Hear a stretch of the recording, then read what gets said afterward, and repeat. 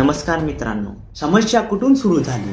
British काळात संपूर्ण जंगलावर सरकारी ताबा आणला गेला. स्वातंत्र्यानंतरही वन विभागाकडे नियंत्रण राहिलं. आदिवासी पिढ्यानपिढ्या जंगलावर राहत होत्या, पण त्यांच्याकडे कागदपत्र नव्हते, म्हणून त्यांना अतिक्रमण करता म्हणून बघितलं गेलं त्यांच्याकडे.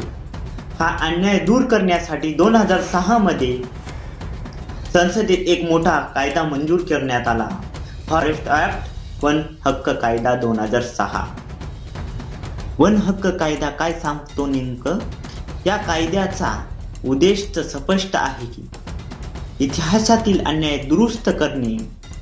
वन हक्क कायदा अंतर्गत 2 प्रमुख हक्क देणे: वैयक्तिक हक्क वन हक्क. वैयक्तिक वन हक्क: जर एखाद्या कुटुंबात 13 डिसेंबर 2005 वर्षापूर्वी जंगलात राहत असेल आणि ते शेती करत असेल, तर त्यांना त्या जमिनी कायदेशीर हक्काने मिळू शकतो.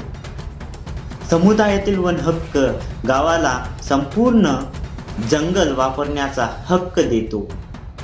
चराई, पाणी, लाकूड, परंपरागत उपयोगासाठी इथे सर्व महत्त्वाचं आहे.